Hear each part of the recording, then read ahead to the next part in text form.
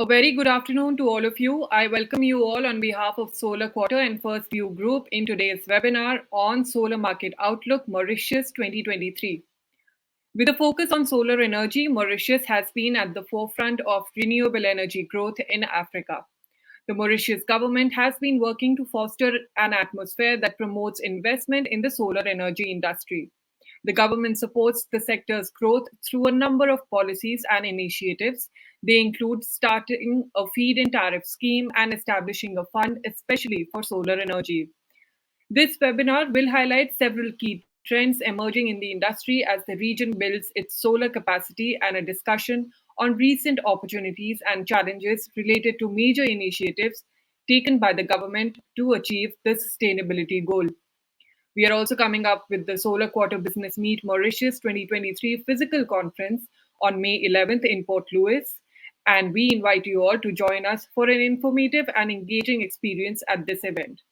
Now, let me introduce the panel for today. We have with us Mr. Wycliffe Mwangi from Goodwe, Mr. Frank Rivas from Corec Solar International Mauritius, Mr. Khaled Said from Grid Tech Infrastructure, and Ms. Mukabenji Mutanuka from NG Energy Access. And the moderator for today's session will be Dr. Revin Panare Bihari from Sustainable Resource Management Limited. Here, I would like to make a small announcement. All attendees can post their questions in the Q&A box, and our speakers will answer those questions at the end of the panel discussion. Now, without further ado, let's initiate our much-awaited panel discussion for today. Over to you, Dr. Revin. Welcome, welcome everybody. We are certainly seeing a lot of excitement in the solar space in Mauritius. We are busy setting up battery energy systems together with PV farms. We are even trying out a small floating PV farm in Mauritius. So very exciting times to be in Mauritius in this space.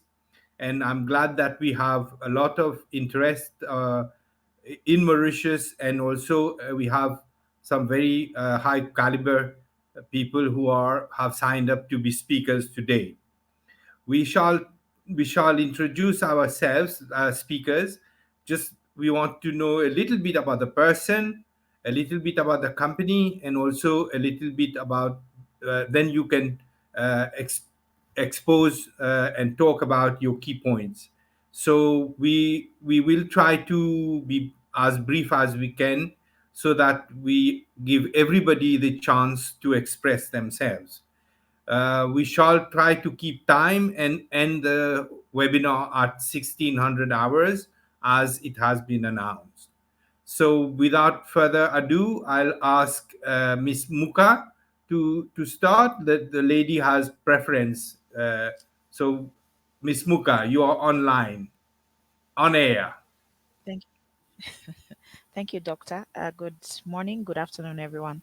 So my name is Mukalanji Mtanuka. I'm coming in from NG Energy Access. And of course, NG Energy Access is a unit within NG, which is a French electricity group that is designed to actually provide energy access solutions to much of sub-Saharan Africa. To date, we've been able to reach more than 9 million customers in 9 different geographies across Africa through solar home systems and mini grids. Of course, we implement smart solar applications, and a country like Mauritius is of interest to us, looking at all the reforms that have come through, as well as the commitment coming in from government. Thank you, Doc. Over to you. Yeah. Can we have Khalid now? Would you like to say a few words, Khalid? Yeah, sure. Yeah. Good afternoon, everybody. My name is Khaled Saeed. I'm the managing director for Grid Tech Infrastructure. Grid Tech is an EPC contractor with a focus on renewable energy, mainly the solar PV plant. We are operating in more than 8 countries in Africa. Our headquarters is in Mauritius. We construct more than 700 megawatt in PV across Africa. And today I will address some of the challenges as an EPC contractor working across different countries in Africa, uh, and how to mitigate it as well to achieve the very promising targets happening now in Africa for solar and renewable. Thank you. Thank you. Wycliffe, can we hear from you? Thank you, Dr. Levin. My name is Wycliffe Mwangi. I'm the Technical Sales Manager working with Goodwe Technologies. Goodwe is an original equipment manufacturer doing its manufacturing in Suzhou, China. We have, it's one of the largest inverter manufacturers in the world with now operations across the globe. We now pride ourselves as having an installed capacity of more than 40 gigawatts of our product portfolio. And yes, we really looking in terms of how we also give these smart solutions to our Mauritius market and to see how we can deploy these smart solutions to also meet the fast growing market in the Mauritius. So it would be great, and I'm excited to be in these panels to discuss the energy requirements in Mauritius and the market trends. Thank you. Over to Frank Rivas. Frank, as you will be leaving earlier, I think you can introduce yourself and then talk about your key points and basically share with us your experience working in the region and tell us about what are the challenges you're facing. Okay, thank you. Good morning, everybody. I'm Khivas Manzour. I'm the CEO and the owner of Coral Solar Company. We are based in the Indian Ocean area, specifically in Mauritius, La Réunion, Mayotte, and Madagascar. We are an energy producer, which run its own project and all our own photovoltaic plants. But we are also offering some turnkey solution for third parties. We have already installed more or less 80 megawatts of project in the region. We have under construction more or less 40 megawatts actually, and we have 100 megawatts in 200 megawatts in the portfolio of development. And we just awarded a few months ago, of a 110 megawatts DC power project with storage energy in Mauritius. Thank you. So I think you can do a little bit of hand raising and tell me who would like to start talking about your key points. Who are you ready, Miss Muka?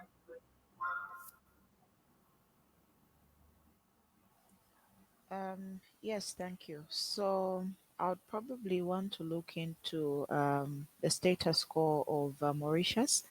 It is noteworthy to actually mention that there's been a lot of sector reforms to try and put the market ready for this additional generation technology. Additional to that is the investment appetite that has come into Mauritius to actually diversify the energy mix away from the typical fossil fuels and bagasse to include solar and other renewables. A key challenge to where we are right now is that there's been a gap in terms of data-driven research capabilities. There's been, of course, a lot of studies that have been undertaken, but most of those studies have not been comprehensive enough from a data point of view. The models that have been used until quite recently could not actually respond to a lot of techno-economic parameters and also just how the generation implementation plan would actually roll out. Um, Data is very important. As they say, numbers do not lie. And from the data, you'd be able to actually monetize or provide what would then look like a resource envelope in terms of investment. If that is not well handled from a data point, data could actually mislead and actually block or even deter further investment into this actual space, as well as the long-term aspect of diversifying this segment of the economy, considering that their commitments towards reducing carbon emissions, and always and obviously contributing to the NDCs. Thanks. Yeah, Miss Muka, can you be a little bit more specific? What data are you specifically referring to? And let's keep the boundaries limited to Mauritius. What kind of data paucity are you referring to? Okay, for one thing, we have certain projections that have been made to say what would be the contribution of solar, what would be the contribution of wind by 2025. Um, Typically, arbitrary figures would make up those numbers, but if you go into actual versus what was planned for, what are we doing towards that regard? So that is typically springing down into a lack of appropriate models that should actually provide that data from a techno-economic point of view, as well as be able to give parameters on yield at different points of the year, as well as a different technology that should be employed to actually implement a least cost generation that would be able to diversify the sector. So yes, tools have been used, but have they been comprehensive enough? That's the question we should be asking. Yeah, my first reaction, Muka, is that you see the whole electricity sector is very dynamic right now, and the reason that it is dynamic is, I think, a lot of we will see the effect of electromobility coming into the electricity sector, where you will have more and more hybrids and uh, EVs charging from home and from offices, and this is going to impact the electricity sector a lot. So I think we are right. When projections are done, one has to bear in mind that the electricity sector is going to have to cater for the mobility sector more and more. Of course, when mobility goes electric, it again gives more opportunity to solar. So this is happening. If you go over the various schemes that are in place in Mauritius, there's some schemes which are specifically geared to charging of EVs, etc. But you are right. I think when one looks at the outlook, there are lots of targets have been set, but the most recent one is 60% renewable in by 2030, and we are also talking about zero coal by 2030. So even though the country is small relative to Africa, the opportunities are relatively small, but it could attract a lot of business. So, but maybe somebody else would like to react to the point that was raised by Muka.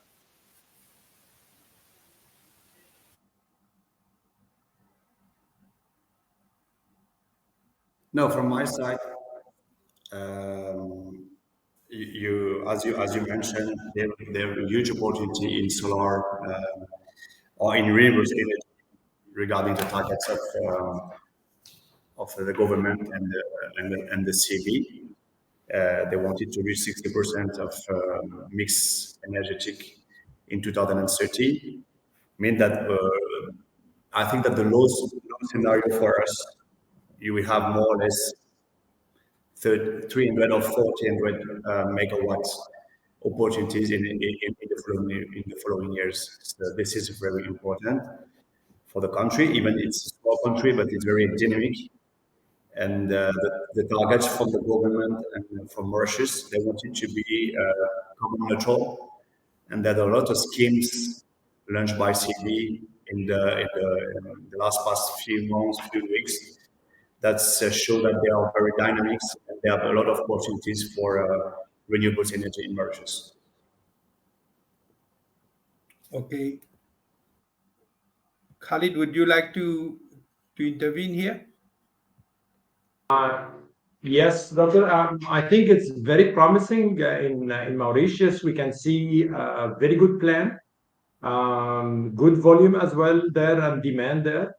But I think also the challenge is there how to read what's happening and to achieve these goals uh, in context with what's happening also in the whole supply demand in the world. Yeah.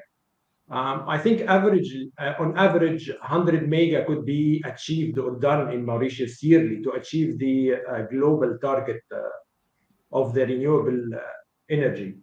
And reading what's happening in the world or globally now in the industry, it's very challenging because there is a boom in demand happening now in areas like India, China, Europe, and even the GCC country, the Gulf region. And this is putting more pressure on EPC. I'm talking from the EPC perspective here. Um, when you are talking to your manufacturer or supplier, for sure they will go and prefer going the giga projects instead of going small things here and there. And this is really, I mean, prices are different. The interest also of the tier one people are not there. Um, Keep in mind as well that we are not talking about a manufacturing capacity. They are adding more capacity, by the way, but they are targeting different market, different sizes. And this is one of the challenges happening there. That's one point. The other point also there is, especially for Mauritius, it's about the land. Scarcity of land is one of the points. It should be checked, studied thoroughly, so you avail the avail. I mean, with 100 mega, you need a year. You need enough land, unless the plan is moving more to the floating and I mean expand more on this one. So this is of the two things. I mean, I think specifically for Mauritius, we need to be careful and get it ready, solve it for the upcoming plan. Yeah, you are very right. One of the projects where I'm involved, we've come across a restriction on the use of the land because of mineral deposits. So, but the land is the site is suitable, but it has been earmarked as a mineral deposit. Mineral is basically basaltic rocks, which we need to in our construction industry. And as you're aware, we do not use sand from the sea anymore in our construction. So we rely entirely on rock sand, and these mineral reserves are meant to provide the rock and the rock sand that we need for the construction industry. So already we're seeing a competition between PV and other considerations. And certainly, PV is going to compete with agriculture very soon because Mauritius, being insular and needs to produce quite a bit of its own food and vegetables, we need the land. But there's also a bit of new ways of thinking is like going for double or triple bottom line with PV projects where you can have agriculture and PV at the same time. So this we have started seeing some examples where there's a cropping happening between the arrays. But this, as of yet, it's not big scale. But coming back to the issue of land, yes, it does make sense for us to use some of the man-made lakes and reservoirs to install PV panels, and that's why the CB has taken the lead in trying a pilot one, which I was involved with, and it's certainly going ahead, and we will certainly learn from that. It's I think the first floating PV in Africa. We've seen a lot of floating PV in Asia, but I don't think there's any floating PV in Africa. We're going to see the first one in a reservoir in Mauritius called Tamarine Falls Reservoir. Uh, Having said that, That's good. Please. I would like to ask others whenever you feel like saying something, just raise your hand and I can direct the flow to you. Yes, Okay. Khalid. Doctor, Yeah. Uh, uh, I think also one of the things to be ready with because it's not happening, I think, now in Mauritius, but just for future to consider. Yeah, it's about the grid capacity. Yeah, I mean, adding more capacity, and the grid is not, I mean, ready to absorb this. This is happening now, by the way, in Netherlands, for example. Huh? It's happening in Jordan, and now they are start building what they call it the green corridor, just for the renewable. Yeah. So this is also we have to keep an eye while we are adding more capacity, renewable, that the grid also is ready to absorb this kind of thing. That's it. I saw a hand raised from Muka, and then I think Wycliffe, you would be the right person to answer about the grid capacity. But let's hear Muka first. Always ladies first. yes. Thank you very much, Doctor. So my comment was that the beauty with every challenge is that it creates an opportunity for bespoke innovations. And I think in this respect, just like Khalid actually mentioned, we already have an existing grid. What is the potential of that existing grid to be able to absorb additional power into it coming in from different technologies?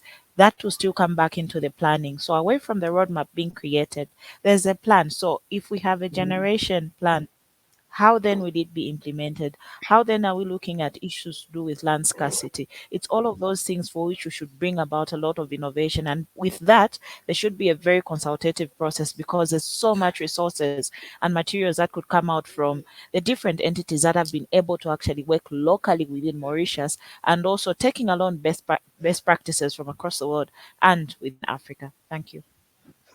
Yes, Wycliffe, you have the air. Yeah, sure. Thank you, Doctor. Maybe on our end as an OEM, we feel there is a lot of potential, a lot of activity in Mauritius market. And some of the drivers of these activities is due to the recent government policy change in incentives rebates that the CEB has instituted, such as the greenfield renewable schemes, say the EV schemes, and also the domestic customers. We've also seen a really nice model on the carbon neutral industry sector renewable energy scheme. So through these schemes, as the OEM said, we are able to also see like an increased demand of the solar technologies of our solutions to meet the government, the Mauritius government agenda of transitioning to more cleaner powers. So in other space, we're also seeing some really radical institutional and regulatory policies that maybe I can say are really promoting the consumption of the renewable energy uptake. So also an increase in terms of the cost of the electricity due to the nature of the energy matrix in Mauritius, whereby we also understand there is still a high dependence on fuel or coal generation, is also fueling like a really growth in the market of the solar industry in this space. Maybe I also concur with also my fellow panelists that yes, in as much as you're also looking at generating more, there is a limitation about the grid capacity of Mauritius, and it's really a topic that we really need to also maybe in terms of the technical aspects also discuss more and see how which solutions can we give to this dynamic market to ensure that in as much as we are injecting more energy to the grid has that capacity to hold that power. Over to you, Doctor. Yeah, maybe somebody can provide some more insight into how can one uh, take an existing grid and upgrade it so that it becomes more renewable energy friendly. Can anyone would anyone like to respond on this topic?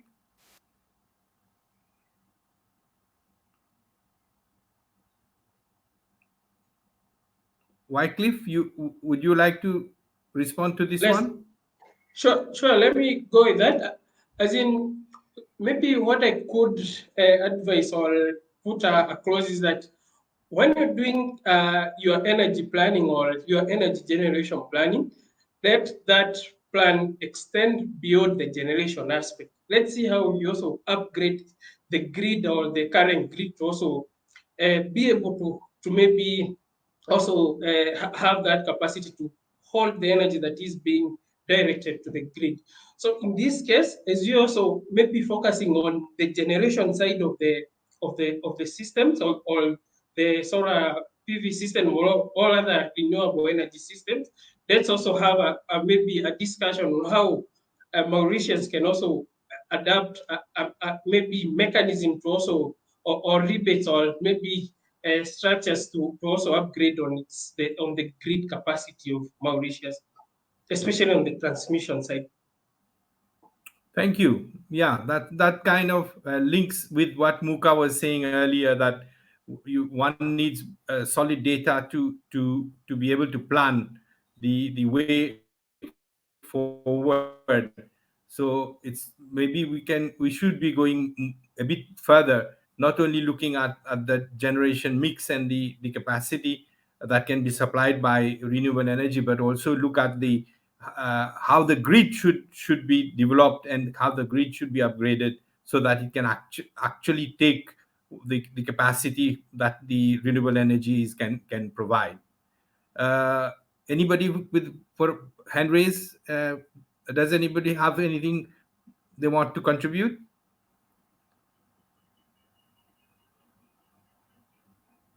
Yes, Khalid. Yes, I mean, I think we talk about the technical things here, but from our experience in some countries, I think the manpower and the human resources is very important and very crucial part to achieve any country's renewable targets. Huh? I think there should be a kind of technical education to prepare new generation to be ready to work in such projects. Yeah. I saw this in some other countries. They make a kind of degree to get renewable energy engineering or technical stuff. Yeah, because what this is really one of the things we are suffering in some countries. We can find electrician, that's fine, yeah, but no experience working in the PV project or renewable project. Same for other things, yeah. So I think, I mean, the government of Mauritius or many or other African countries, while they plan putting the investment, the infrastructure, and these things, they have to invest also and build the needed educated human resources to fill or to build such projects. Yeah, this is very important because this is really costing a lot and hindering a lot the progress of and continuity as well of such a program. I think very right. I will just say a few words and then ask Frank to react to this, because I know he's having to face the human resource issues that are linked to his projects in Mauritius.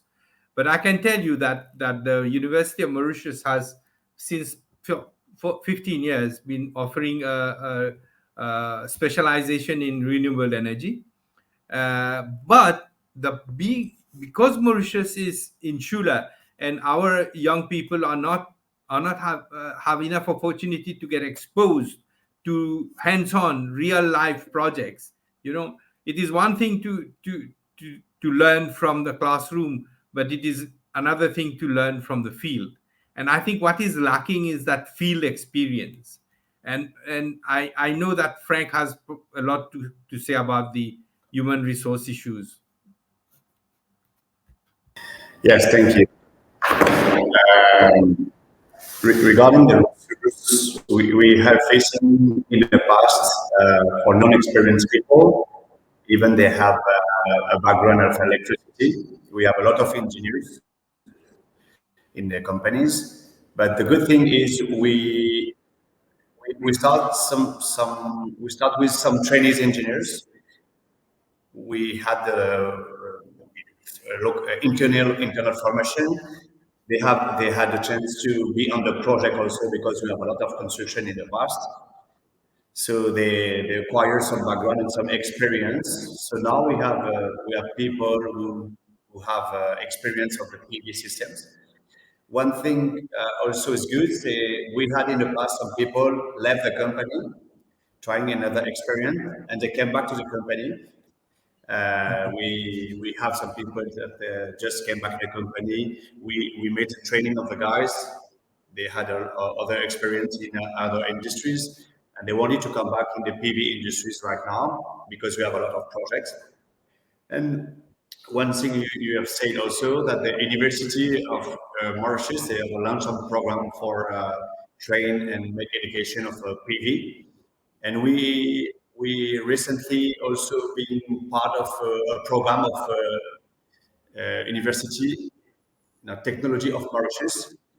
Uh, we are discussing with them to trying to make some to share some experience to make a pilot for the trainees or for the school, and also talk about what we can share about our experience, visit of projects, share some data to improve the formation of the and the training of the guys of the students in this company in the university.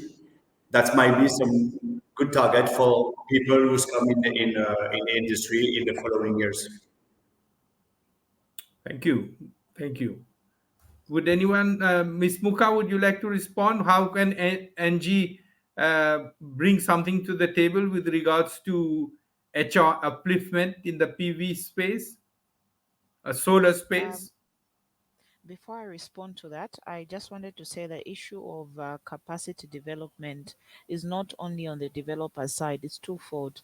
So, as you'd already noticed, renewables are fast evolving. So, you actually need capacity to still be there in the different institutions that should develop reforms and actually enforce those reforms. So, it's a two-way stream in that the capacity should come on both ends, so that at a certain point that you have to meet and negotiate in a consultative process on what the way forward would look like, we are talking from 2 points of strength, and not where one point is negotiating from a point of weakness. So, in speaking about the question around NG, we have been in this business for quite some time. And if you speak about energy access, we've been implementing this on the mini grid side since 2016.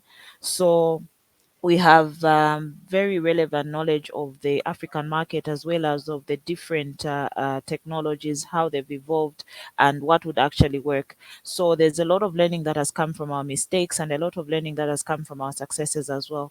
But we also believe and we never underestimate the value of partnerships. And we have partnered with various learning institutions because then we see a direct positive benefit for our resources that we have within the institution, but also learning best practices from those would be partners. So I'd currently speak to a partnership that we're running with the International Labour Organization, where they are running a skills for energy services. It's a SESA program, SESA program. And so we've been able to interact with different lecturers from the University of Zambia, from across Africa, and also we've seen participants coming in from as far as the corners of Africa to come to these specific trainings that have been scheduled periodically. The reason why they are not once-off training is because things are changing, things are evolving, and there's so much that you can learn from constant and consistent dialogues. Refer back to you, Doc. Thank you.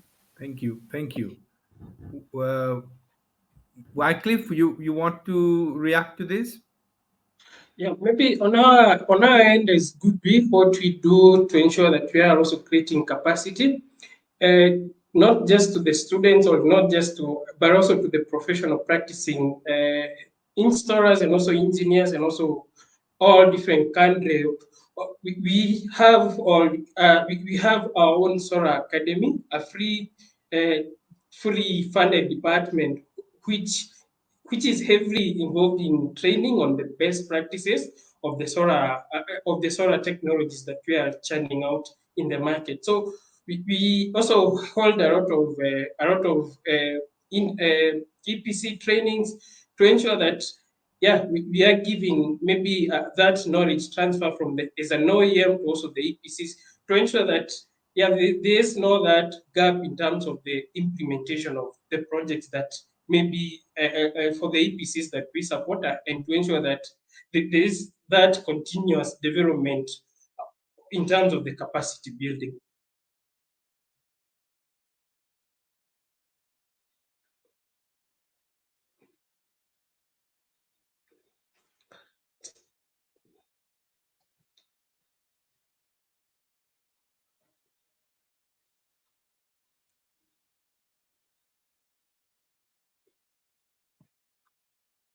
So maybe I can mention is Dr. Revin comes right again that we also run what we call Goodwill Plus certifications. And with these Goodwill Plus certification trainings, we give an automatic or some extended warranties for our products for also technicians who undertake this professional course to ensure that we are also giving some extended warranties of our products, as in for select products. So sure, we really, as in Goodwill is really committed in terms of giving that market support and also giving that technological knowledge transfer to all the industry players. So over to you, Doctor.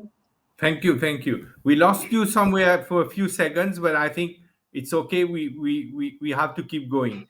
Well, one of the key challenges project developers face when carrying out solar PV projects in Mauritius is the lead time before you between the time you submit your proposal to the authorities, and then till you actually sign the power purchase agreement, and then when you start the permitting process, and you kind of face a lot of unforeseen delays.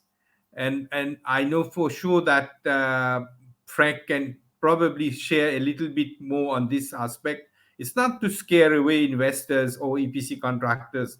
It's just that it's important that one knows the reality of what is happening on the ground in Mauritius when it comes to implementing projects.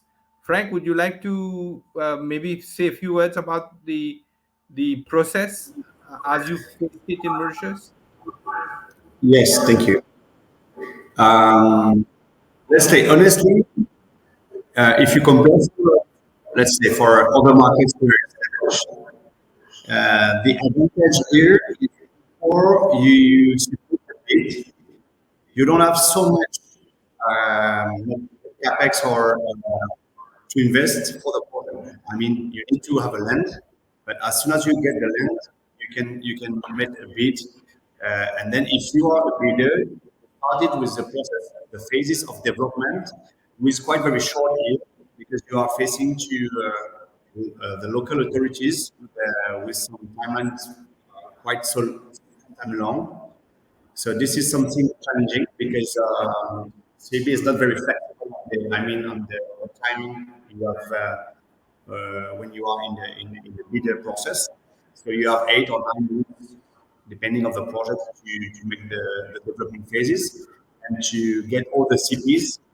I mean, the BLUPs, the LCP, land conversion, the EIA, the financial close, everything. So this is something, it's not easy, but we, in the past we were successful on the other projects. So even it's quite very difficult, but you have some challenges, but this is something you can do. And also sometimes if you can see, if you can show to see that you are facing some issues on the field, you can have extra.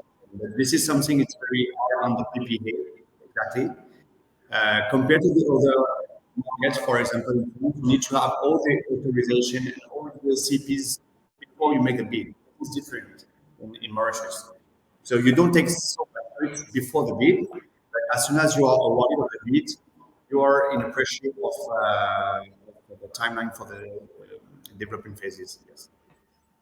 Thank you. Encouraging words. There's one topic which is, I mean, of interest to most Mauritian households is how can they realistically and economically invest and generate their own electricity.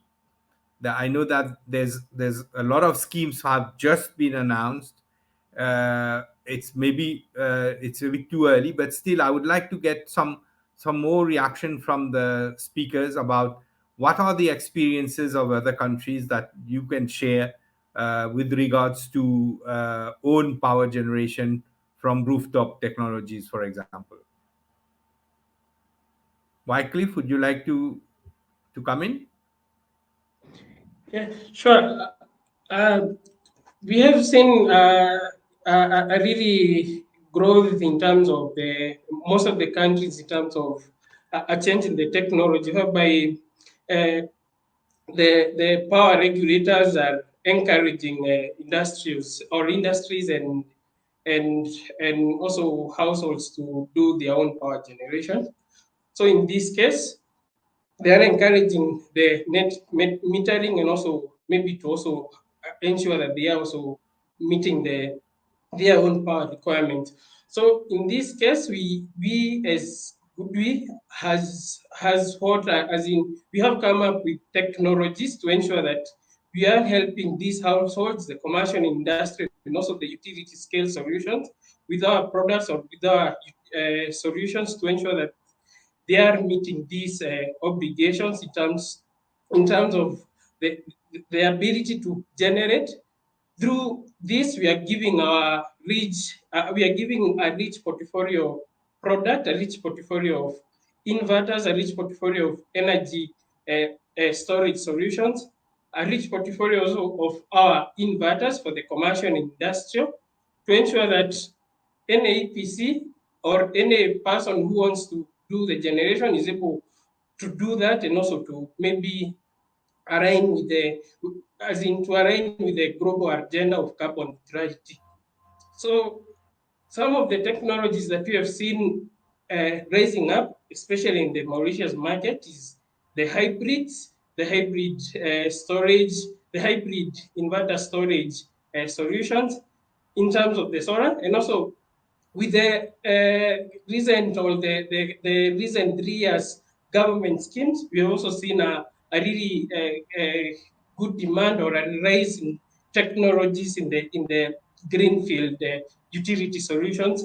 Yeah, we can say that Mauritius is really making the right strides to ensure that it is also nearing its targets to phase out the old or the expensive energy generation models such as the coal and the petroleum power generation power plants. So over to you, Dr. Revin. Thank you. Muka, would you like to add something about the rooftop own power generation? Yes, indeed. It's a welcome move in that it helps to stabilize and also reduce pressure on the central distribution. But I think one thing that we should think of is, first of all, what policy will support this net metering? How much kilowatt can each respective customer put into the grid, and how will that be net off? Will it be a cash payment or will it be just a net off in terms of their bill? So all of those are practicalities and modalities that should be well defined and should be well communicated to either the residential or commercial customer. But aside from that, it's also we're going back to the same topic of the readiness of the grid to absorb that. Is it really a smart grid that will be able to um, be able to actually take on this additional load coming in from various points, and will it be able to communicate from both directions? Is it monodirectional or bidirectional? So all of those are different components that you have to look into. But aside from that, changing a grid from being a monodirectional grid to a bidirectional grid has revenue requirements. And so you'd actually need to ask, does the treasury actually have enough headroom to actually support this kind of system? Because you'd have a policy in one place that does not speak to the reality. So it's all of those different components that have to be combined together before you actually proceed on such a basis. But it's good to be ambitious. Over to you, Doc. Thank you. I think we need to start taking Q&As. Uh, so I would like to ask Minakshi if she's still with us. How do you want to do? How do we start taking the Q&As?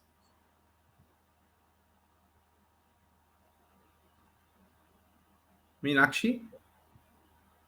Yes, Dr. Evan. Let me show on stage the questions we have.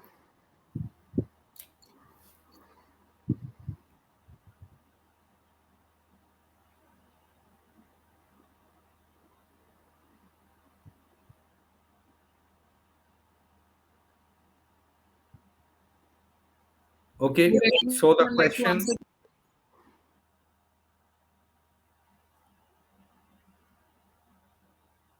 Yes, I think maybe we can ask Muka to tell us maybe a little bit more about how one can get staff to be exposed on RE projects. And she did talk about a project she's involved with the ILO.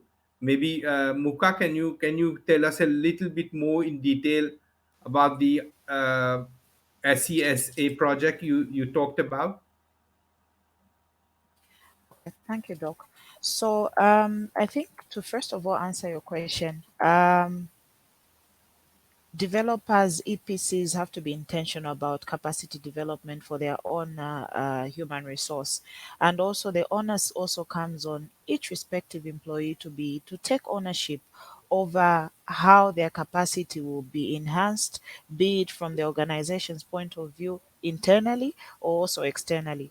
So, as NG Energy Access, we have an ongoing memorandum of understanding with the International Labour Organization for a program called Smart Energy Solutions for Africa. So this provides training, especially around solar, in terms of the technical aspects, economic aspects, and also how to put up a business model together to be able to run with it in full operations as well as from a commercial perspective. So I'm happy to provide additional information with regards to how the CESA program has evolved starting almost 2 years ago, and probably we're expecting that it should be extended to other parts of the African market as well as in scope as well. Thank you. I'm sure that Minakshi will be able to do the coordination post this webinar between the person who asked the question from University of Technology Mauritius and Muka. So the information can be shared, and maybe UTM and their staff can follow up on this opportunity, which is obviously Mauritius is part of ILO, so we should be able to get some access to it. Minakshi, the next question, please. That's all the questions we have for now. I would like to Oh, thank the audience and panelists. So, with this, we have come to an end of this virtual event, and a very special thanks to Dr. Evan for superbly managing the session. A big shout out to all our attendees for extending their time and support for the event. We promise to be back soon with another exciting session. The floor is now open for networking. Thank you, everybody. Thank you. Thank you. you. Thank you. Thank you.